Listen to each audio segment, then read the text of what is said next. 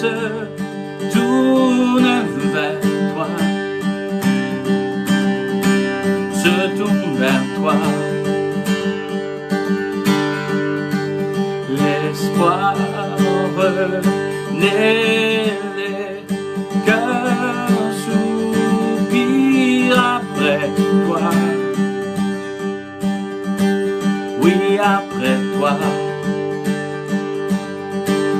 En te voyant, nous retrouvons la force de vie. Quand nous sommes en ta présence, crainte fuit, elle s'enfuit. Hosanna, Hosanna, tu es le roi, le sauveur, à toi la gloire et l'honneur. Hosanna, Hosanna, tu es Seigneur parmi nous, béni sois-tu, ô Jésus. Entends le son des cœurs qui reviennent à toi, reviennent à toi. Dans ton royaume, les vies brisées sont restaurées, sont restaurées. En te voyant, nous retrouvons la force de vie. Quand nous sommes en ta présence, nos craintes fuient, elles s'enfuient. Hosanna, Hosanna, tu es le roi, le sauveur, à toi la gloire et l'honneur. Hosanna,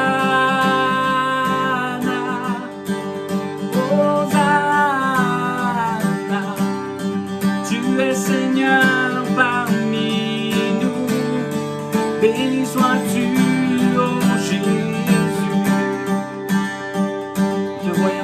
En te voyant, nous retrouvons la force de vie. Quand nous sommes en ta présence, nos craintes fuient. Te voyant, nous retrouvons la force de vie. Quand nous sommes en ta présence, nos craintes fuient, elles s'enfuient. Hosanna,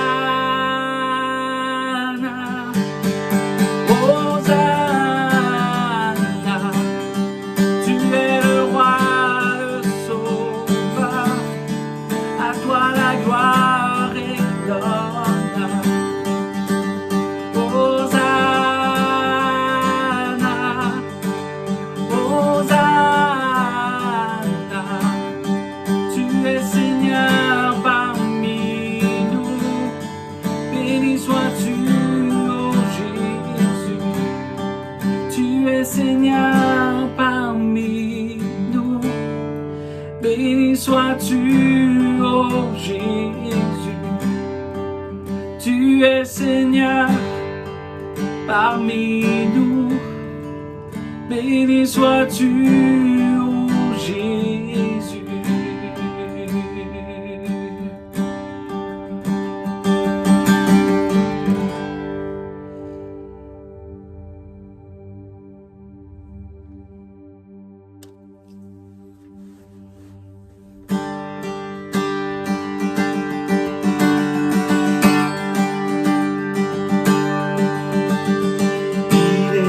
exalté, le roi est au-dessus des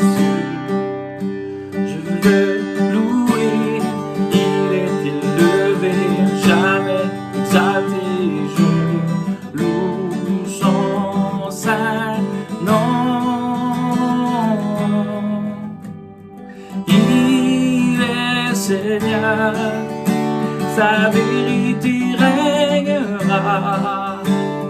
Tout l'univers se réjouit dans son saint nom. Il est exalté, le roi est au-dessus des cieux. Il est exalté, le roi est au-dessus des cieux. Je veux le louer, il est élevé, à jamais exalté. Je loue son saint nom. Il est Seigneur, sa vérité régnera. Tout l'univers se réjouit dans son saint nom. Il est exalté, le roi est au-dessus des cieux. Il est Seigneur, sa vérité régnera. Tout l'univers se réjouit dans son saint nom. Il est exalté, le roi est au-dessus des cieux. Il est exalté, le roi est au-dessus des cieux. Il est exalté, le roi est au-dessus des cieux.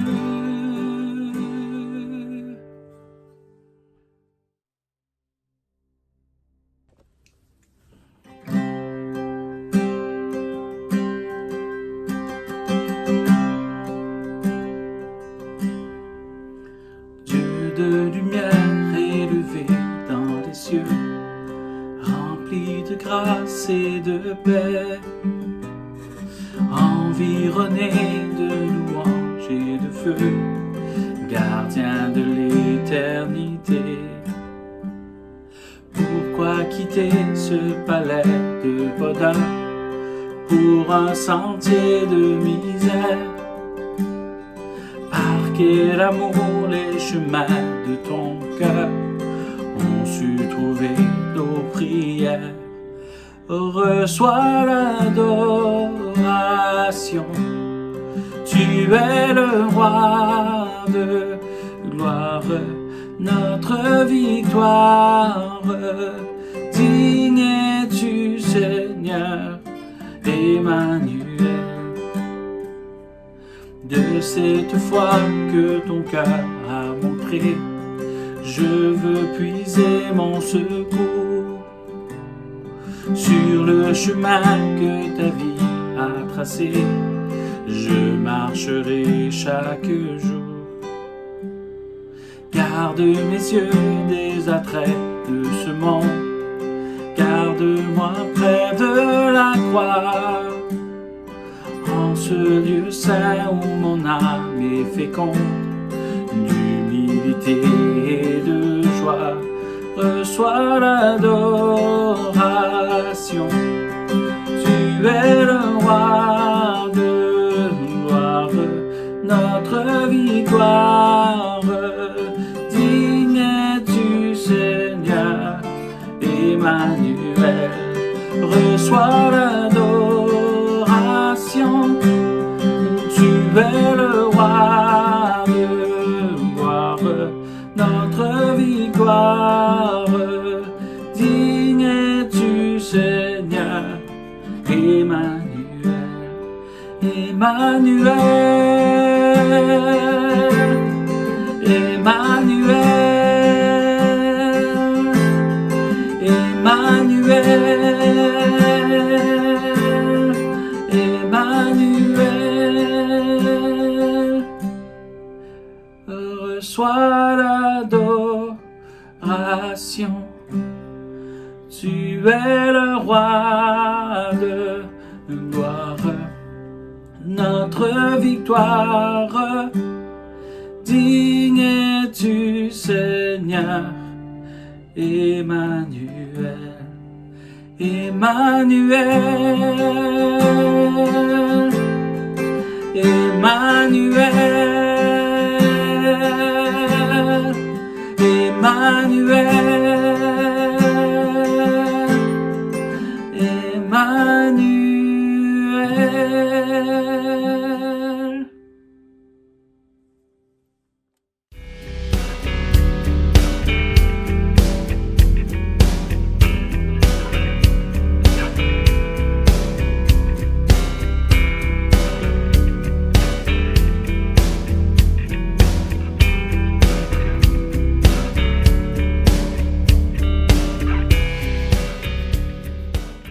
Bienvenue à ce culte du 24 mai 2020. La Bible parle, Fabreville. Vraiment content de vous retrouver encore cette semaine.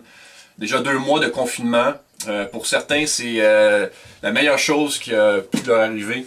Pour d'autres, c'est plus difficile. Je sais que pour plusieurs, c'est peut-être une période où ça crée beaucoup d'isolement, ça crée de la solitude. Écoutez, on pense à vous, on vous oublie pas. Il y a les anciens qui font le tour, qui font des appels téléphoniques à chaque semaine. Et donc, vous avez probablement déjà été rejoints par un d'eux.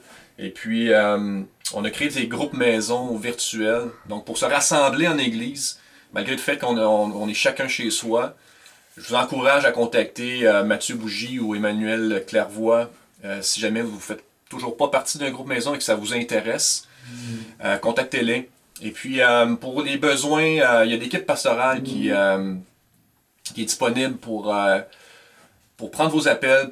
Si jamais vous avez des besoins, je vous invite à contacter Sylvain Turgeon avec l'équipe pastorale qui vont prendre le temps d'écouter ce que vous avez à leur dire. Puis, au niveau de besoins spirituels, besoins matériels, n'hésitez pas. Et puis, quelques annonces pour poursuivre. Il y a le nouveau site web de l'Église qui va être mis en ligne à compter de cette semaine. Alors, je vous invite à aller le consulter, à nous donner vos commentaires. Je veux remercier particulièrement Jean Famille qui a mis beaucoup d'efforts, beaucoup d'énergie pour développer le site. Vraiment un gros merci à Jean Famille. Et puis, dans la même ligne d'idées, on a été un peu poussé vers le développement des réseaux sociaux et de notre présence sur les réseaux sociaux. Dans la période qu'on traverse actuellement, c'est important. Comme Église, on a toujours voulu être présent sur la place publique. Et donc maintenant, c'est des moyens qu'on veut prendre. Et puis je vous demande de prier pour qu'on puisse former une équipe, puis que des gens incarnent ce projet-là de communication au travers des réseaux sociaux, au travers de notre nouvelle plateforme web. Et puis, j'aimerais vous annoncer aussi que dès le 7 juin, dimanche le 7 juin, on aura des temps questions-réponses, ce qu'on appelle communément nos rap. Donc, temps questions-réponses avec Pasteur Jeff. Ça va être vraiment live. La plateforme n'est pas déterminée encore, mais je vous invite à préparer vos questions. Je vais vous communiquer la semaine prochaine de quelle manière on va les recevoir. Préparez vos questions, mettez ça à votre agenda, 7 juin, 13h. Et puis, on va se rassembler encore une fois, chacun de son foyer, de sa maison. Mais vraiment pour un temps béni, un temps édifiant, pour être encore plus enraciné dans les Écritures, et puis grandir en maturité. Alors, temps questions-réponses le 7 juin.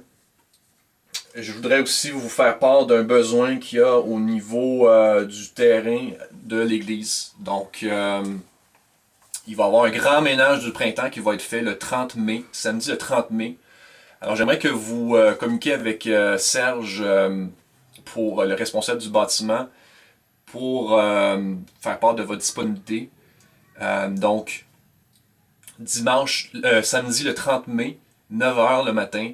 Et puis il y aura évidemment la traditionnelle pizza pour un peu encourager les troupes à se présenter. Alors, pizza pour le lunch. Et puis là-dessus, j'aimerais prier avec vous pour le message qu'on va entendre aujourd'hui, pour le temps de louange qui va suivre avec Jonathan Mijour. Alors, courbons nos têtes et puis on va prier.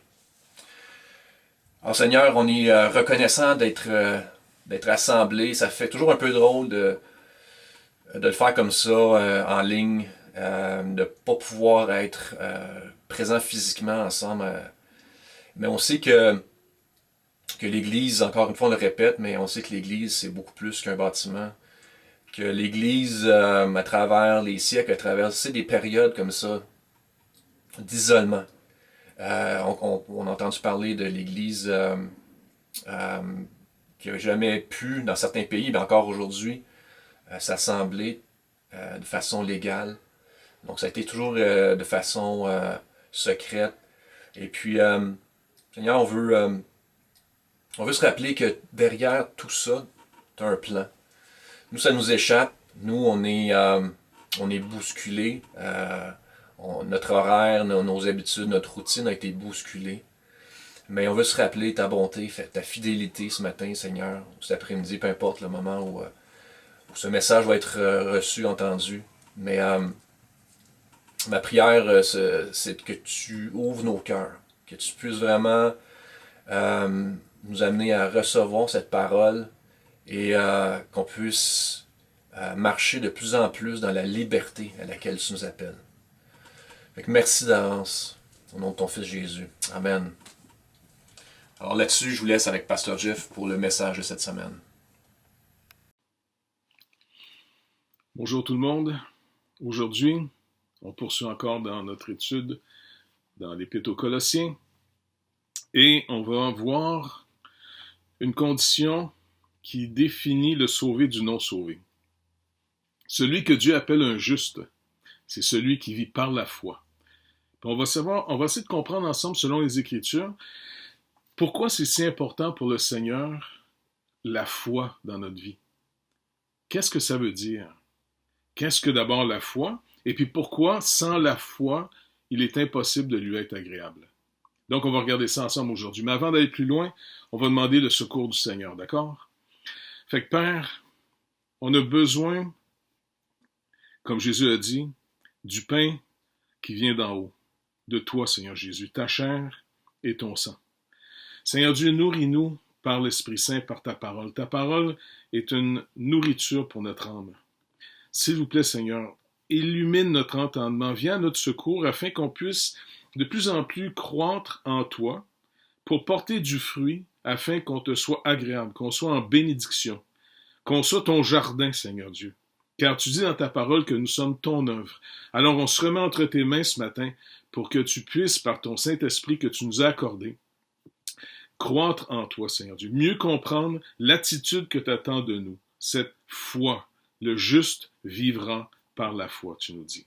Alors merci de nous remplir de la connaissance de ta volonté sur ce sujet, de nous guider, Seigneur Dieu, et de parler à nos cœurs ce matin. Merci, Père, dans le précieux nom de Jésus. Amen.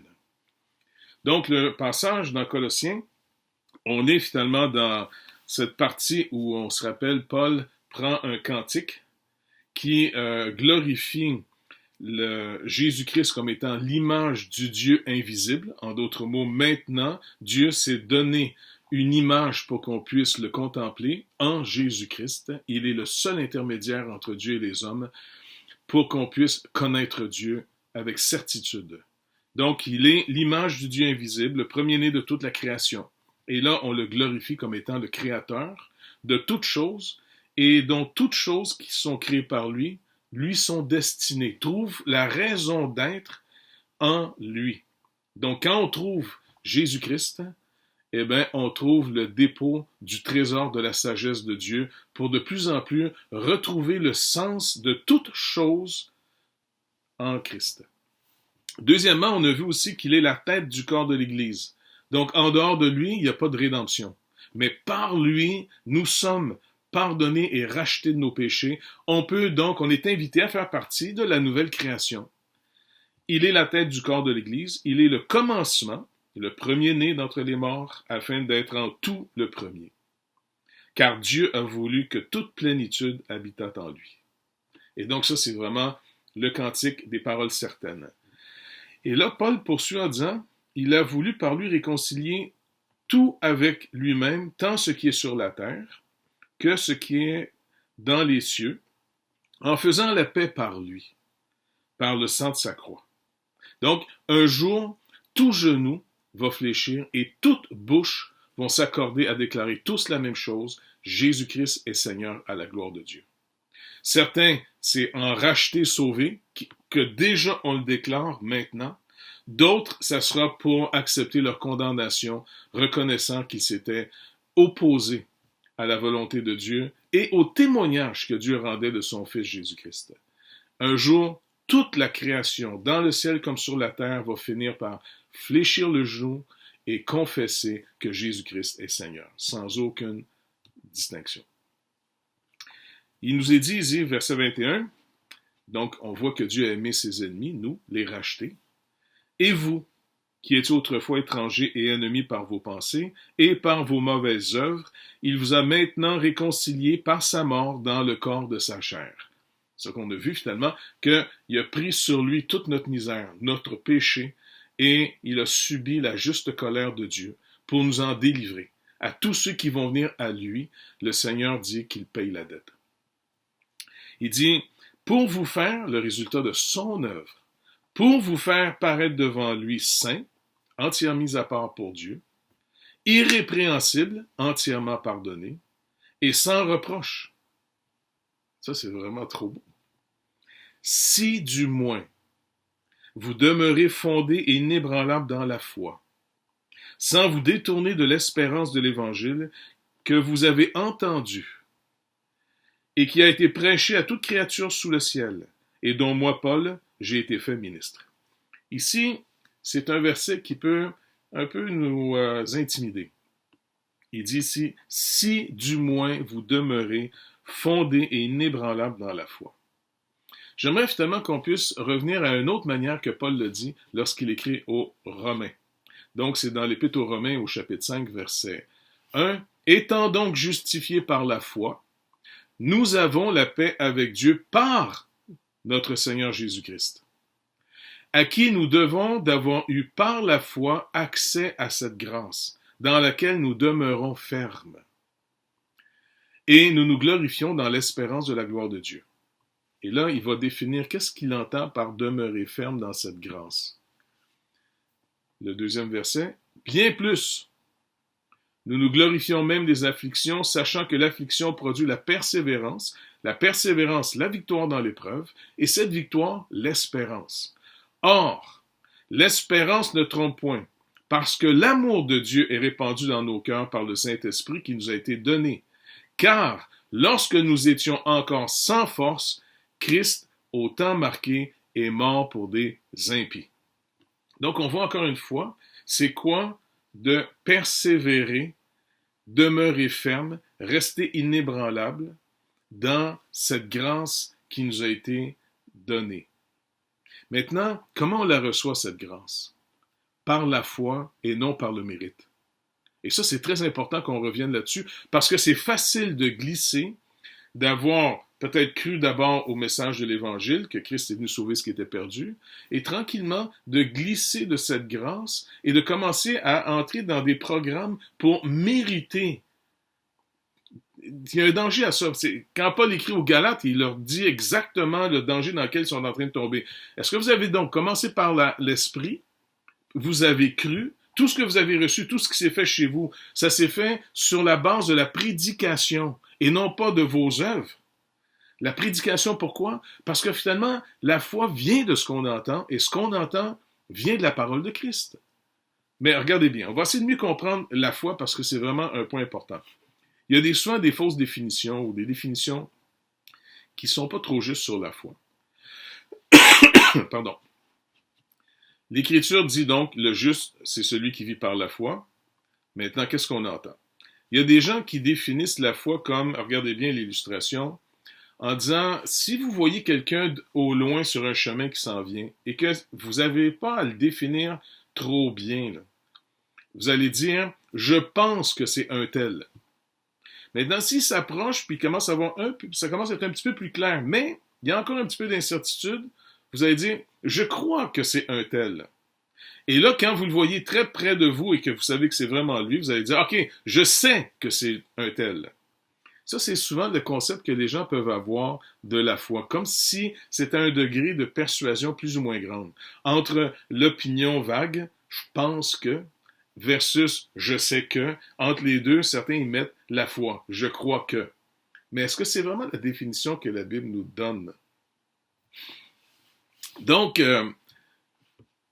Si d'autres ont dit par contre, après à dire je pense que c'est vrai, je crois que c'est vrai, et je sais que c'est vrai, bon, ne serait distingué que par un degré différent de certitude. En passant, j'ai puisé beaucoup de cette étude sur la foi qui était vraiment excellent. Je vois la part d'entre vous ne soit entendu parler de M. Hodge. Donc, dans sa systématique, 3e volume.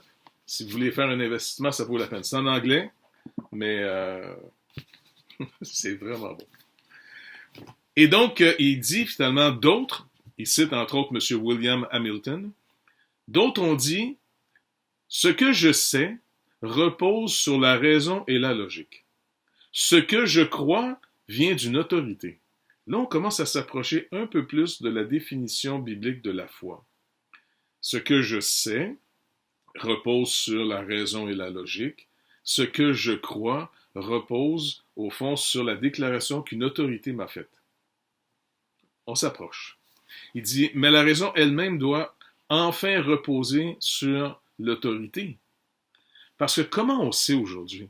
Avez-vous remarqué que Jésus dit, à moins que vous soyez comme ce petit enfant, tu sais, dans Matthieu 18, le royaume de Dieu est donné à ceux qui sont comme un petit enfant. Maintenant, qu'est-ce qu'il y a de particulier un petit enfant? Et le Seigneur nous met en garde d'être une pierre d'achoppement pour un petit enfant, ce qui peut vraiment détruire sa capacité de croître sainement. Comment? En le trompant. Le Seigneur est là-dessus extrêmement protecteur de l'enfant. Parce qu'il dit, malheur à celui qui devient une pierre d'achoppement pour un enfant. Il vaut mieux pour lui de s'attacher à une pierre de meule, là, tiens, et se jeter dans la mer.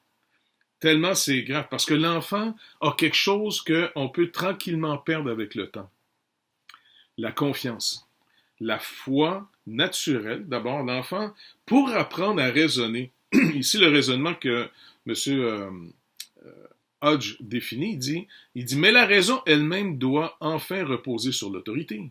Car les données originelles de la raison ne reposent pas sur la raison, mais sont nécessairement acceptées par la raison sur l'autorité de ce qui est au-delà d'elle-même.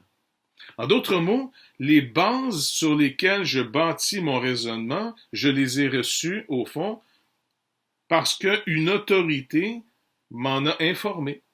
Quand je vais à l'école ou mes parents, ils ont été une autorité qui m'ont donné les fondements sur lesquels repose mon raisonnement. À tort ou à raison, peu importe, je raisonne à partir des informations qu'on me donne et souvent je les reçois sur la base qu'une personne est une autorité. Il y a des domaines qui nous échappent. Par exemple, vous allez voir votre médecin, mais vous allez voir quelqu'un qui a une formation pour aller, par sa connaissance, ce qui lui donne son autorité, de pouvoir nous prescrire, par exemple, des médicaments, une opération ou quoi que ce soit. On fait confiance.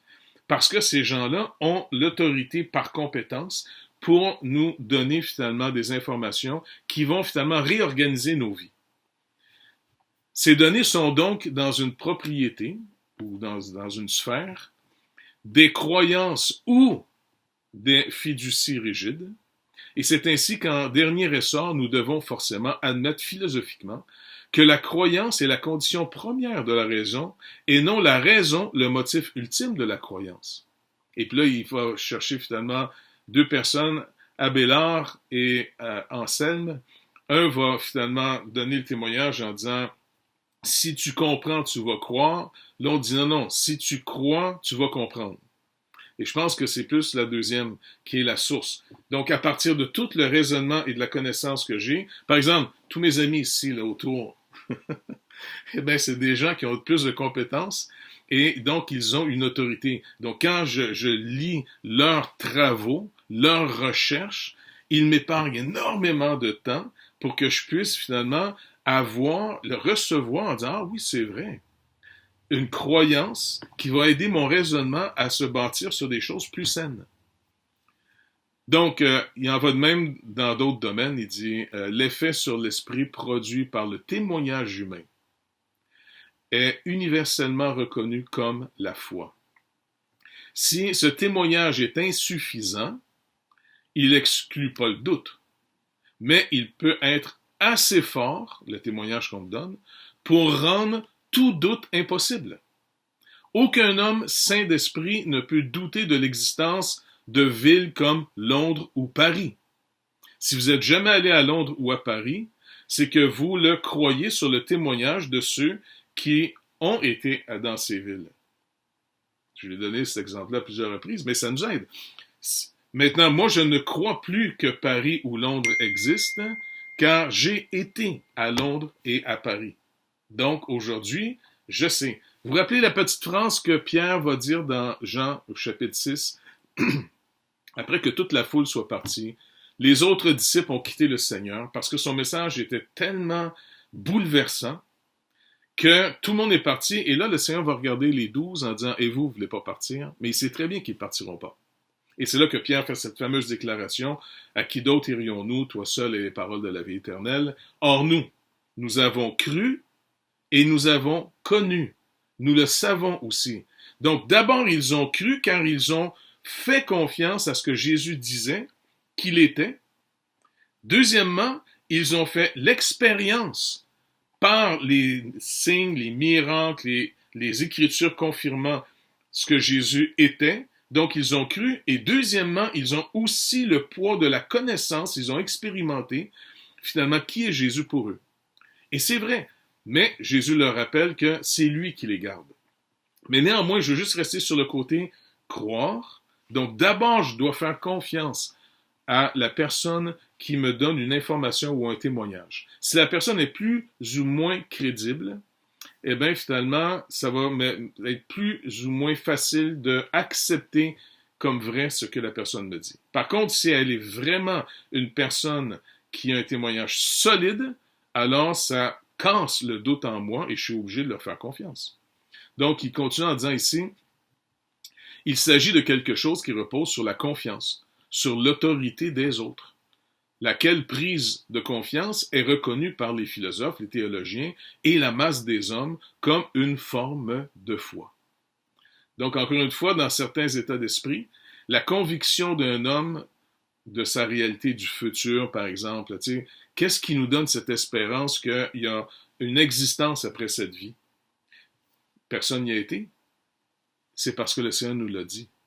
Et si on a confiance en lui, eh bien, finalement, on est en train de réorganiser nos vies en fonction que notre vie ne s'arrêtera pas à notre mort physique, parce que finalement, le Seigneur Jésus-Christ et ses témoins qui nous ont envoyés, les apôtres, ont finalement déclaré que pour ceux qui auront mis leur confiance en Jésus-Christ et dans son œuvre, vont vivre éternellement. Même s'ils meurent, ils ne mourront pas. Donc, ça repose sur quelque chose que ma raison naturelle et mes sentiments naturels ne peuvent pas capter. Vous voyez, c'est hors de ma portée de pouvoir y croire naturellement. Je dois avoir un témoignage pour pouvoir y croire. Donc, c'est pour ça finalement que mon état futur, en passant même un athée, aujourd'hui, des gens là, qui disent « Ah non, moi je crois pas, moi je suis scientifique », ben eux sont encore en train de dire « Ma foi qu'il n'y a rien après la mort repose sur des autorités dites scientifiques. » Mais le domaine scientifique est très compétent pour me parler de la mécanique des choses physiques, mais ils n'ont pas la compétence pour me parler des choses spirituelles et métaphysiques, au-delà de la physique. Parce que Jésus lui-même, vous vous rappelez quand il parlait à Nicodème, regardez le passage qui est vraiment intéressant. Le grand doute d'Israël, c'est continuellement l'idolâtrie, qui était de croire dans des divinités qui n'existent pas. C'était le grand défi d'Israël jusqu'à la déportation en Babylone. Mais vous vous rappelez quand il parle à Nicodème, il va lui dire ici, si vous ne croyez pas, si vous ne croyez pas quand je vous ai parlé des choses terrestres. Quand est-ce qu'on n'a pas cru quand il nous a parlé des choses terrestres? Eh bien, dans tout l'Ancien Testament, les prophètes ont sans arrêt parlé des idoles comme étant des choses de néant. Vous mettez votre confiance dans du néant, c'est du mensonge. Vous avez mis votre foi dans des êtres qui ne sont pas des dieux. Donc, il dit, si vous ne croyez pas quand je vous ai parlé des choses terrestres, comment croirez-vous quand je vous parlerai des choses célestes? Avez-vous remarqué que nos sociétés sont passées souvent de l'idolâtrie et la superstition à un monde scientifique qui nie toute réalité spirituelle maintenant? Parce que les gens se font une forme de spiritualité étrange, un genre de vide. Tu sais, la méditation du vide. C'est pas beaucoup d'espoir là-dedans. C'est sûr que ça peut être reposant. Ça peut être très, très reposant de faire de la méditation du vide, de se calmer, de rien dire. Par contre, si vous voulez nourrir de l'espérance, il faut que ça soit un petit peu plus consistant et qu'on ait des témoins sûrs qui nous en parlent. Donc, on continue. Pardon. Paul va dire à Timothée, juste vous montrer le principe encore une fois, crois pour comprendre. Paul va dire à Timothée dans 2 Timothée, sa deuxième lettre, premier chapitre, verset 12, et c'est à cause de cela, qui est prédicateur, que je souffre ces choses. J'endure en d'autres mots de souffrir ces choses, mais j'en ai point honte. Normalement, quand tu te fais attaquer, quand tu te fais détruire, quand tu te fais calomnier, écoute, c'est gênant, c'est honteux. Il dit, j'en ai point honte, car je sais en qui j'ai cru. Avez-vous remarqué ici? Pas simplement, je suis sûr de mes raisonnements. Non, non, je sais en qui, une personne, en Jésus-Christ. Paul a rencontré le Seigneur ressuscité dans le chemin vers Damas, vous vous rappelez? Et dans cette foi, il a finalement bouleversé son monde. Je sais en qui j'ai cru. Et ça, pour nous, c'est extrêmement important. Et je suis persuadé de ce qu'il a cru. Ce que je crois va me définir de plus en plus ce que je peux être persuadé. Il dit, car je sais en qui j'ai cru, je suis persuadé qu'il a la puissance de garder mon dépôt jusqu'à ce jour-là. Sa foi, et qui produit en lui de l'assurance, reposait pas sur des raisonnements philosophiques, mais plutôt sur sa foi en une personne, Jésus-Christ, le Fils de Dieu, basé sur le témoignage des Écritures, le témoignage de Dieu lui-même et du Saint-Esprit. Et Paul a eu cette expérience absolument incroyable, parce que pour être apôtre, il fallait être un témoin de la résurrection, du ressuscité, car toute notre foi repose sur la résurrection de Jésus-Christ. Donc, on ne peut pas être tous témoins au même niveau. L'apôtre ici, il devait avoir fait cette rencontre avec le ressuscité. Et toute l'Église primitive dépendait du témoignage de ceux qui ont vu le Seigneur ressuscité. Et ça, pour nous, c'est très important. Donc, comme il dit ici, M. toujours Hamilton, dit, cité par M. Hodge, à proprement parler, nous ne connaissons que le réel et le présent, et toute connaissance réelle est une connaissance immédiate, sans médiation. Donc, j'essaie de comprendre les choses directement. Ce que l'on dit être connu de manière médiate, donc par un médiateur, une médiation, n'est en vérité pas connu, mais seulement cru. Par exemple, quand on me parle du passé où j'étais pas, donc je suis obligé de faire confiance à ceux qui ont l'autorité de m'en parler. Et quand je lis, par exemple, des historiens, eh bien, j'essaie de voir, est-ce qu'ils ont... Ce qu'on attend d'un historien, ben, c'est de l'objectivité. Et on sait que l'objectivité pure, ben, c'est assez rare. Tout le monde donne un peu son opinion, son point de vue. Mais néanmoins, ce que je connais du passé, je suis obligé de le recevoir sur la base d'un média. Tandis que si je regarde mon verre d'eau ici, eh bien, puisque je le vois et je le touche, ben, ça n'a pas besoin de passer par une médiation. J'ai une connaissance immédiate de mon verre d'eau.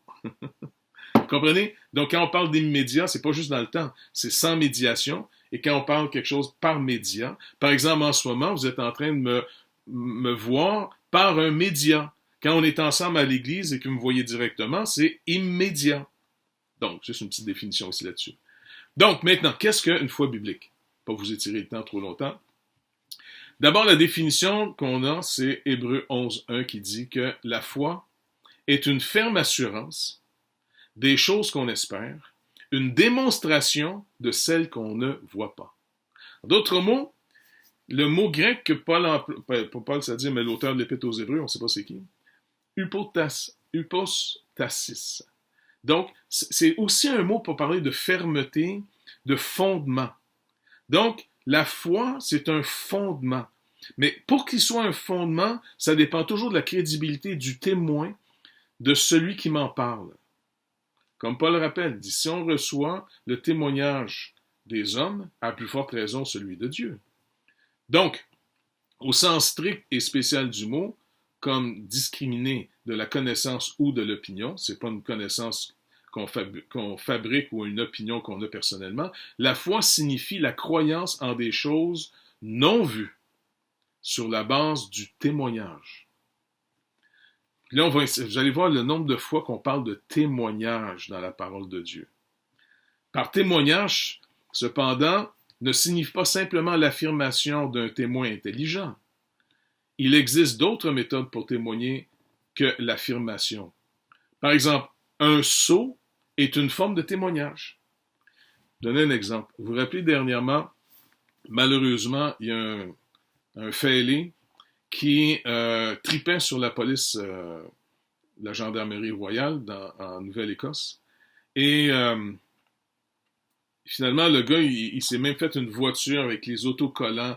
Il a tout pris, un habit. Tu sais, le gars, là, il se faisait une collection de toutes les... Vous savez que c'est illégal. On n'a pas le droit.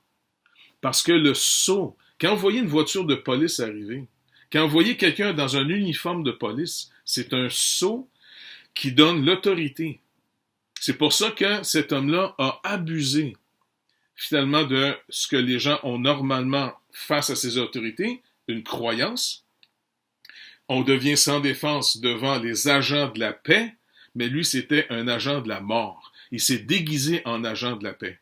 Donc, il a pris finalement ici un sceau. Un sceau est aussi un témoignage. Et rappelez-vous, nous sommes scellés du Saint-Esprit afin d'être des authentiques témoignages. Si nous devenons matures dans la foi. Ça, c'est vraiment un point que je veux juste qu'on se rappelle encore une fois. Est-ce que les gens peuvent trouver en vous, dans votre vie, votre manière de vivre, une crédibilité comme un témoin de Jésus-Christ? Paul en était un.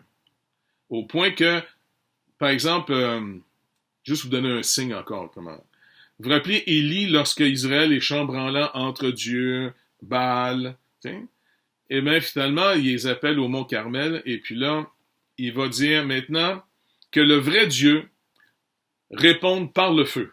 Et le Dieu qui va répondre par le feu, qu'il soit Dieu. Et c'est là que, il y a les deux autels, Baal, la gang de Baal, et l'autel pour Yahweh. Et naturellement, c'est le Dieu d'Israël qui allume l'autel. Donc, ce signe devient un témoignage que Dieu, le Dieu d'Israël, est le véritable Dieu et que Baal est un mensonge. C'est un faux. Maintenant, par conséquent, quand on dit que la foi est fondée sur le témoignage, cela signifie qu'elle n'est pas fondée sur le sens, dans le sens, notre sens naturel, sur le raisonnement naturel ou sur le sentiment naturel. On ne sent pas ces choses-là. C'est pas quelque chose que je sens, c'est pas quelque chose que je raisonne, c'est quelque chose que je dois entendre par quelqu'un qui est authentique dans son témoignage. Très important ici. Donc, les Écritures sont un témoignage de l'histoire de la création, de la chute et de la rédemption. L'Ancien Testament est l'histoire des étapes préparatoires pour la rédemption. Donc, tout ça, ici, c'est un témoignage que Dieu nous laisse sur l'histoire pour que quand Christ va arriver, les Écritures, parce que Jésus ne voulait pas impressionner les gens par ses miracles, comme souvent ceux qui veulent tromper vont faire. Ils vont essayer de faire des démonstrations qui nous déstabilisent pour devenir une autorité sur notre foi. Jésus-Christ, à toutes les fois qu'il faisait des miracles, c'était pour ramener les gens, par le miracle, aux Écritures, afin que les Écritures, les oracles de Dieu, le témoignage de Dieu à l'égard de Jésus-Christ, deviennent un témoin fidèle sur Jésus-Christ. Donc le Seigneur lui-même a appelé finalement une connaissance médiatique à son sujet par les Écritures, par les miracles, par Jean-Baptiste qu'il avait envoyé, et malgré toutes ces choses-là, il dit, vous ne voulez pas croire? Le Nouveau Testament, donc, c'est le témoignage de Jésus-Christ. Jésus-Christ est venu non comme un philosophe. Il n'est pas venu finalement comme un faiseur de miracles non plus. Il est venu comme un témoin. La parole de Dieu le présente comme un témoin. Vous vous rappelez encore pour Nicodème, comment il se présente? Et Nicodème dit, on sait que personne ne peut faire ce que tu fais à moins que Dieu soit avec lui. Donc Nicodème lui-même reconnaît jusqu'à un certain point, selon les oracles de Dieu, c'est un théologien, que On ne peut pas faire ça n'importe comment, comme, tu sais... Mais regardez ce que Jésus lui répond. Il dit au verset 11, Jean 3, 11, « En vérité, je te le dis, nous disons ce que nous savons, et nous rendons témoignage de ce que nous avons vu, et vous ne recevez pas notre témoignage. » Avez-vous remarqué ici? On dit ce qu'on sait, et on rend témoignage de ce qu'on a vu. Jésus vient comme étant le témoin fidèle. Dans l'Apocalypse, il est présenté comme étant le témoin fidèle. Il est venu nous révéler, il est venu nous témoigner ce qu'il a vu. C'est comme ça que Jean le présente au tout début de son évangile. Regardez, il dit, Jean a rendu témoignage, et c'est écrit, et c'est écrié, c'est celui dont j'ai dit, celui qui vient après moi m'a précédé car il est avant moi. Et quel genre de témoignage il donne? Ben, il donne le témoignage que c'est celui qui a révélé la gloire du Père. Il nous a parlé du Dieu invisible. Personne ne connaît le Père si ce n'est le Fils, et à qui le Fils le révèle. Jean travaille beaucoup dans son évangile pour nous montrer Jésus comme étant le témoin fidèle. C'est pas pour rien qu'il l'appelle aussi, c'est vrai, dans son Apocalypse comme étant le témoin fidèle. Donc ça, c'est vraiment pour nous quelque chose de vital.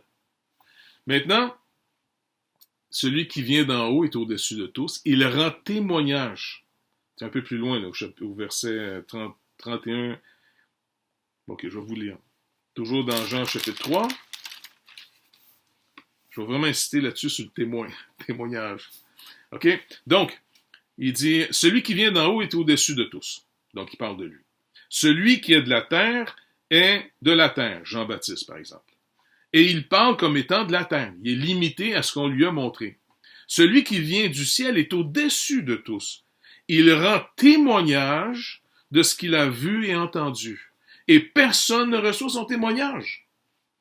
Celui qui a reçu son témoignage a certifié que Dieu est vrai.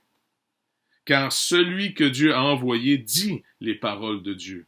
Parce que Dieu ne lui donne pas l'esprit avec mesure. Le Père aime le Fils, et il a remis toutes choses entre ses mains.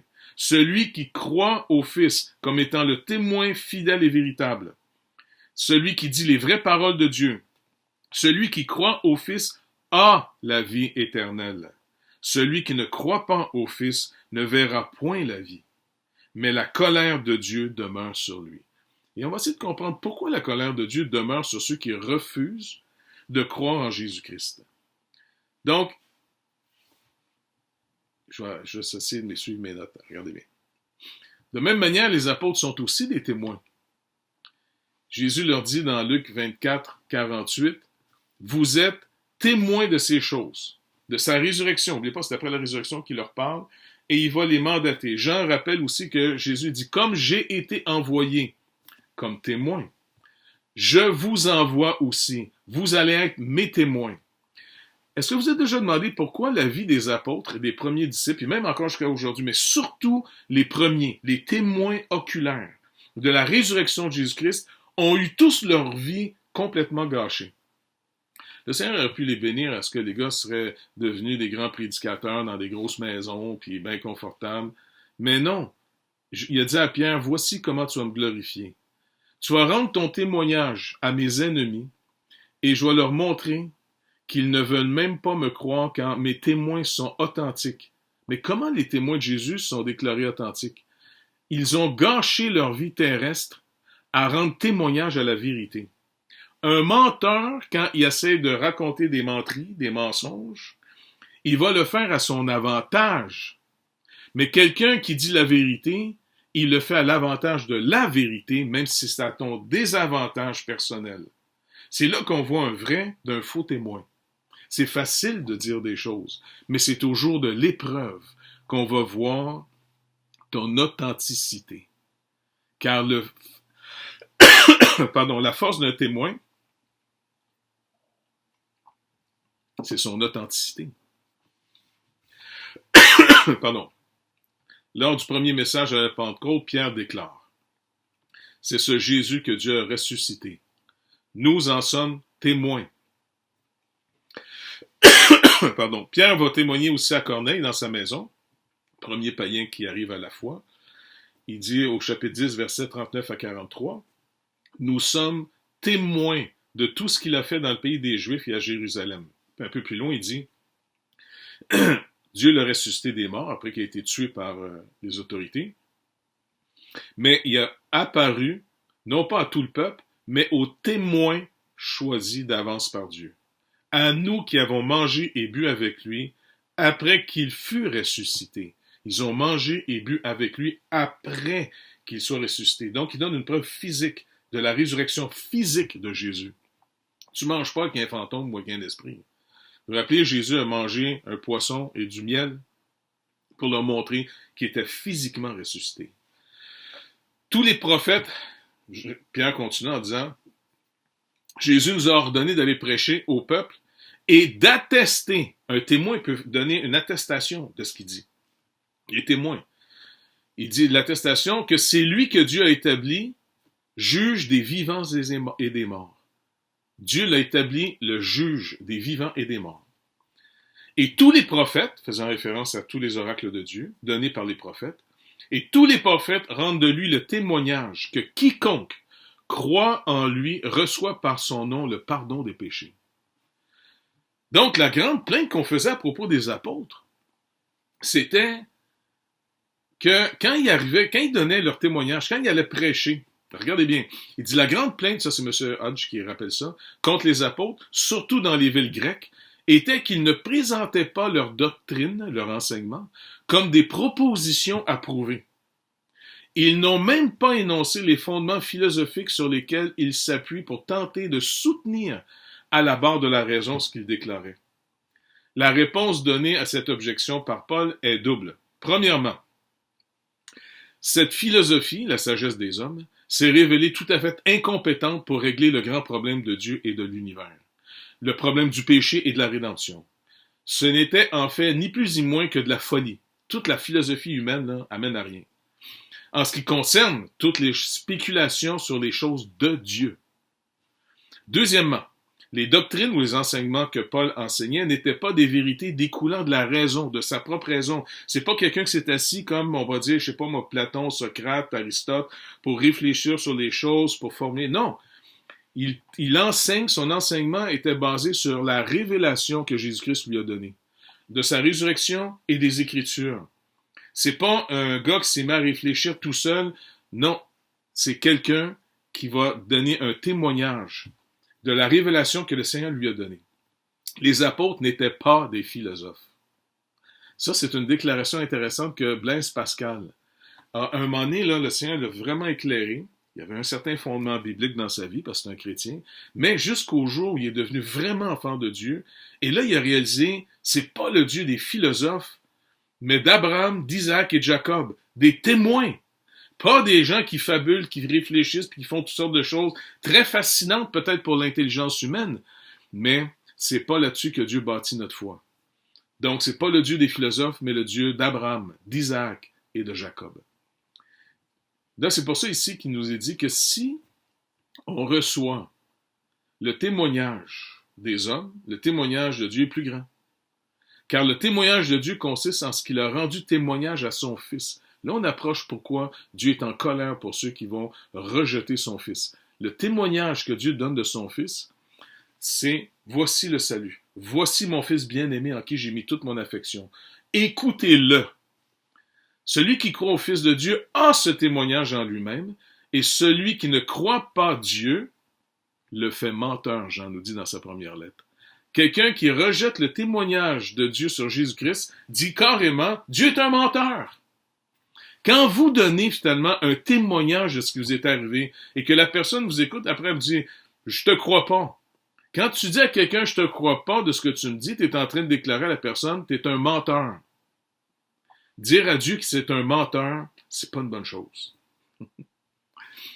Donc, il y aurait tellement à dire là-dessus, mais je vais juste arriver avec la conclusion. Le motif sur lequel nous sommes autorisés et commandés à croire n'est pas la conformité de la vérité révélée à notre raison, ni son effet sur nos sentiments, ni sa satisfaction des nécessités de notre nature, de nos conditions, ça devrait toujours reposer sur « Ainsi parle l'Éternel ». Ainsi Dieu dit les choses. Donc, ça n'a pas rapport avec moi. C'est pas moi qui va décider si je reçois sur mon raisonnement la base du témoignage qu'on me donne. C'est sur l'authenticité du témoin qui me dit la vérité. Les vérités de la révélation biblique se recommandent à la raison. C'est comme un enfant, il apprend à recevoir des notions qui vont nourrir sa raison.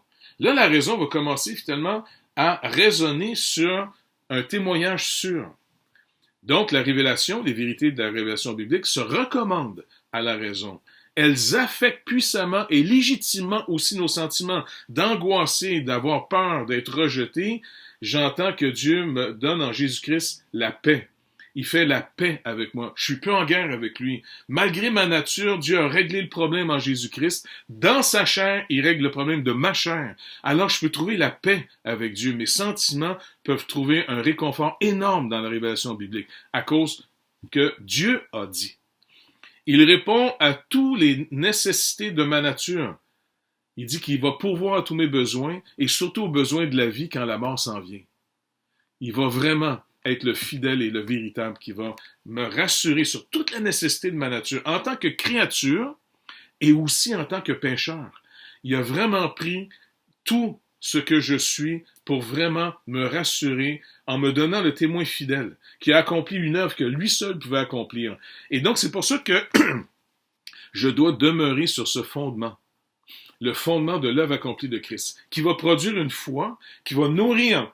La vérité biblique va nourrir ma raison, va nourrir mes sentiments pour me donner la paix et la joie, et aussi va bâtir une espérance afin que je ne sois pas abattu dans le désespoir, ce qui va motiver donc cette espérance qui est future, qui ne peut pas me tromper, bâtie sur une foi certaine à cause des témoignages sûrs, les témoins étaient des témoins sûrs.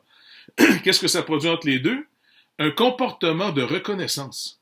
Je suis quelqu'un qui devient extrêmement reconnaissant et je trouve de plus en plus mon plaisir dans la volonté de Dieu et non pas dans les raisonnements en dehors de la révélation biblique. C'est pour ça que le croyant devient zélé pour les bonnes œuvres. C'est un fruit. Et le fruit n'est pas ce qui nourrit l'arbre, c'est la racine.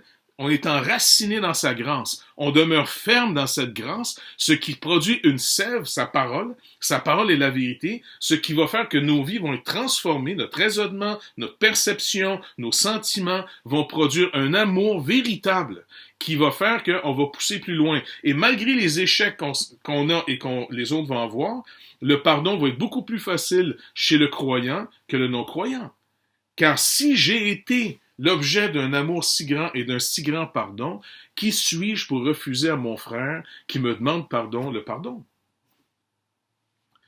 Donc, les vérités de la révélation biblique se recommandent à la raison. Elles affectent puissamment et légitimement nos sentiments.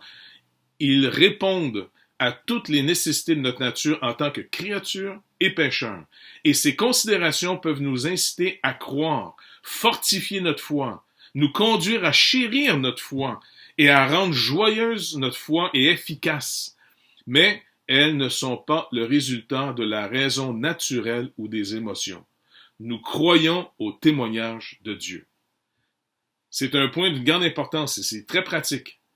Parce que si la foi ou notre persuasion des vérités de la Bible repose sur des motifs philosophiques, alors il y a une porte qui est ouverte en moi pour le rationalisme. Et je peux me perdre. Si l'importance pratique de ma foi repose sur mes sentiments comme origine à ma foi, alors j'ai ouvert une porte au mysticisme.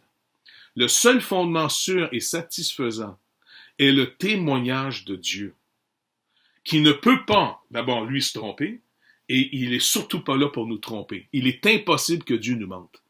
Donc c'est pour ça qu'ensemble, recherchons continuellement de se nourrir de sa parole, la parole d'un témoin fidèle. Donc la foi peut donc en définitive, comme la persuasion de la vérité fondée sur le témoignage. La foi du chrétien est une persuasion de la vérité des faits et des doctrines enregistrées dans les Écritures sur le témoignage de Dieu. Et nous, s'en nourrissant et vivant par la foi, que le Seigneur nous accorde la grâce d'être des témoins authentiques Vraiment, c'est le but. Que Dieu nous bénisse et qu'on puisse faire briller sa lumière de son témoignage sur nos vies pour qu'on puisse en parler et le manifester à un monde qui se perd dans des fausses croyances. Un seul chemin, Jésus-Christ.